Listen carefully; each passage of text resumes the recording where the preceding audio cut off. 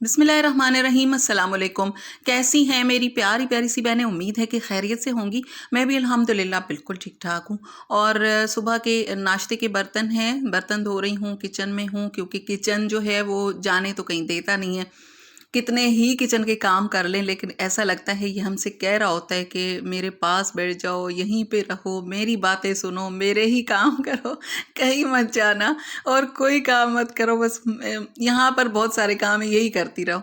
तो मुझे तो ऐसा ही लगता है कितनी कोशिश कर लें, आप किचन से निकलते निकलते इतना टाइम हो जाता है, उसके बाद फिर वो क्लीनिंग का टाइम, आजकल दिन छोटा हो गया है तो ऐसा लगता है कि किचन में ही रहते हैं हम लोग। तो हाउस हेल्पर आजकल मेरे पास नहीं है क्योंकि वो जो पहले मेरे पास थी उसकी तबीयत बहुत ज़्यादा ख़राब हो गई थी तो वो चली गई है काम छोड़ के। और दूसरी कोई जो है वो ऐसी मिली नहीं क्योंकि उन्हीं की फैमिली के काफ़ी लोगों ने मेरे पास काम किया है। तो अब अगर नहीं रखती हूँ तो वो थोड़ा सा मुश्किल होता है भरोसा करना। एक से मैंने उनका कार्ड मांगा तो वो दूसरे दिन आई नहीं, मैंने कहा कार्ड तो जमा करवा दो, मेरे पास तो वो नहीं आई। तो फिर इस तरीके से फिर भरोसा नहीं कर सकते। तो अब मेरे पास कोई भी नहीं है तो और बच्चों की ज़ाहिर है फिर क्लासेस हैं, बेटी थोड़ा बहुत करवा तो देती है लेकिन आजकल उसकी क्लासेस चल रही हैं तो वो भी नहीं करवा सकती। तो काम थोड़ा ज़्यादा हो चुका है, काम तो वही है, मेरे ख्याल में दिन थोड़ा छोटा हो चुका है। तो किचन के सारे काम हो चुके हैं, उसके बाद मैं बना रही हूँ कढ़ी। बहुत ज़्यादा मतलब सारे काम नहीं हुए, कढ़ी मैं जल्दी चढ़ा देती हूँ क्योंकि वो फिर पकती कढ़ती है तो इस वजह से कढ़ी जल्दी रख देनी होती है। तो मैंने लस्सी बनाई थी, रात को ही रख दी थी, उसमें मैं 5 चम्मच, मैंने 4-5 चम्मच उसके ले लिए हैं बेसन के। और इसमें ऐड कर दूंगी ये लाल मिर्च, आधा चम्मच लाल मिर्च दोबारा ऐड करूंगी लेकिन अब आगे चल के मैं बताती हूँ कितनी और ऐड करूंगी और कहाँ पर। और हल्दी इसमें मैं थोड़ी सी ज़्यादा डालती हूँ क्योंकि वो फीका सा कलर होता है। कढ़ी कढ़ी पकोड़ा पता नहीं क्यों कहते हैं, आजकल हम घर में तो यही कहते हैं कढ़ी बना रहे हैं। तो अच्छा, मैंने धनिया भी इसमें ऐड कर दिया है 2 चम्मच भर के। अब इसे मैं मिक्स करूँगी क्योंकि वैसे गुठलियाँ बन जाती हैं तो अगर अलग से आप इसका पेस्ट बना के और लस्सी में शामिल कर देते हैं ना तो फिर ये सही रहता है। तो मैंने काफ़ी मर्तबा लोगों को आजकल मैं यही सुनती हूँ कढ़ी पकोड़ा, कढ़ी पकोड़ा। वैसे हमने तो कभी भी नहीं कहा, ना ही मेरे किसी जानने वाले ने कहा है कि कढ़ी पकोड़ा। अब लोग यहाँ पे यूट्यूब पे मैंने ज़्यादातर सुना है कढ़ी पकोड़ा, तो मैं भी वही कह रही हूँ कि वही बना रही हूँ। अच्छा, इसको मैंने ना हैंड मिक्सर से मिक्स कर लिया है ताकि इसमें बिल्कुल भी कोई भी गुठली वगैरह ना हो, बिल्कुल मिक्स हो जाए। और बाकी की जो लस्सी मैंने रखी थी उसमें मैं इसे मिक्स कर लूँगी। और आँच अभी तक मैंने हल्की रखी हुई है क्योंकि इसमें मैं अभी और पानी भी शामिल करूँगी। और जैसे ही कढ़ी को रखें ना चूल्हे पर तो चम्मच चलाते रहना है। चम्मच जो है अगर आप नहीं चलाते तो उसमें ना वो ऐसा लगता है दही फट जाता है ना, जैसे दाने दाने से आ जाते हैं तो वो फिर अच्छा नहीं लगता। तो इस वजह से जब तक कढ़ी में उबाल नहीं आ जाए इस लस्सी और इस बेसन मिक्सचर में तो तब तक चम्मच चलाते रहना है। ये मैं बिगनर्स को बता रही हूँ, वैसे तो सारी ही मेरी बहनें बहुत एक्सपर्ट हैं।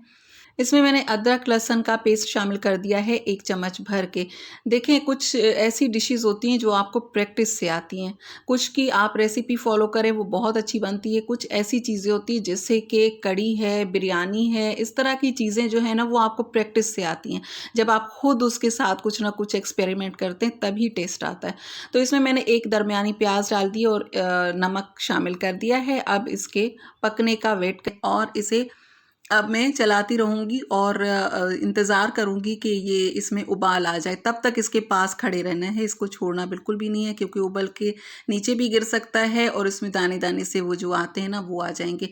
अब देखें इसमें उबाल आ चुका है, अच्छे से इसे चलाती रही हूँ और अब इसके ऊपर चम्मच रख के हल्की आँच करके फिर मैं इसे छोड़ दूँगी।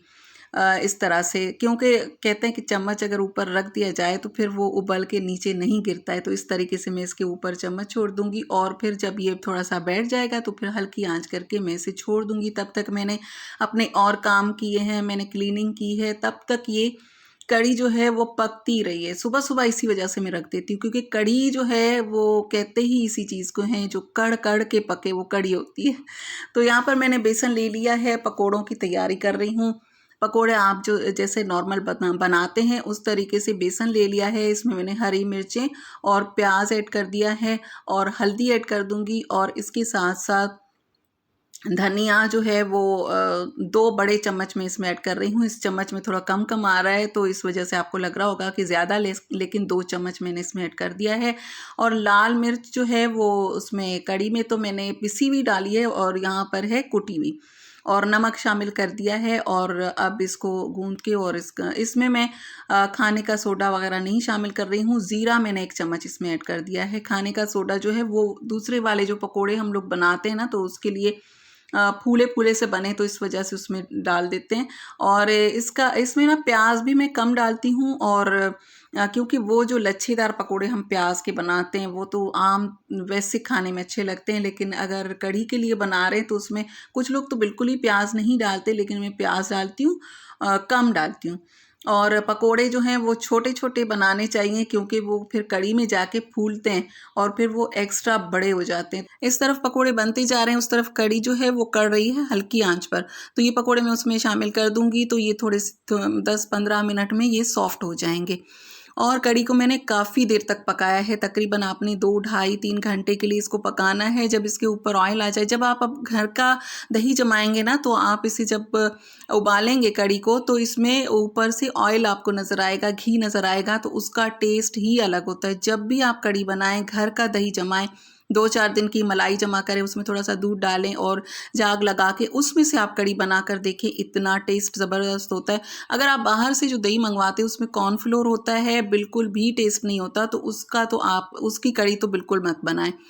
तो यहाँ पर मैं तड़का लगा रही हूँ। इसके लिए मैंने लहसुन ले लिया है, बिल्कुल बारीक कटा हुआ, गोल वाली लाल मिर्चें हैं, हरी मिर्चें 2-4 मैं इसमें ऐड कर देती हूँ। 2 चम्मच भर के मैं इसमें ज़ीरा ऐड कर रही हूँ। हरी मिर्चें आप डालकर देखिएगा, ये जब फ्राई होती है ना, कढ़ी में आती हैं मुंह में, तो आपको इसका टेस्ट ही अलग लगेगा। ऑयल थोड़ा सा ज़्यादा लेना है तड़के के लिए। और एक और चीज़ भी बताती हूँ आगे चल के जब तड़का लगाऊंगी।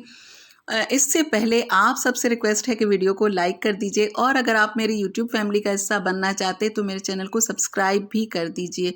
लाइक्स बहुत कम होते, प्लीज़ लाइक कर दीजिए। तड़का तैयार हो चुका है। लहसुन को बिल्कुल जलाना नहीं है, इससे इसकी खुशबू और टेस्ट बिल्कुल अलग हो जाएगा। अब इसमें मैं ऐड कर रही हूँ लाल मिर्च। शुरू में मैंने कहा था कि लाल मिर्च में कम ऐड कर रही हूँ, आधा चम्मच मैंने ऐड किया था, अब मैं 1 चम्मच से थोड़ा सा कम इसमें ऐड कर रही हूँ। यकीन करें, इस तड़के से ना कढ़ी का कलर और इसका जायका बिल्कुल चेंज हो जाएगा, लेकिन बहुत आपने अच्छा ख्याल लगेगा। रखना है कि आंच बंद करके उसके बाद लाल मिर्च ऐड करनी है, वरना वो फिर जल जाएगी तो फिर वो वाला टेस्ट नहीं आएगा। और एंड तक जितनी मर्तबा आप कढ़ी को गर्म करेंगे, इसी तरह का कलर आएगा, बिल्कुल भी वो कढ़ी का कलर चेंज नहीं होगा। तो ये था जी मेरा आज का व्लॉग। अल्लाह हाफिज़।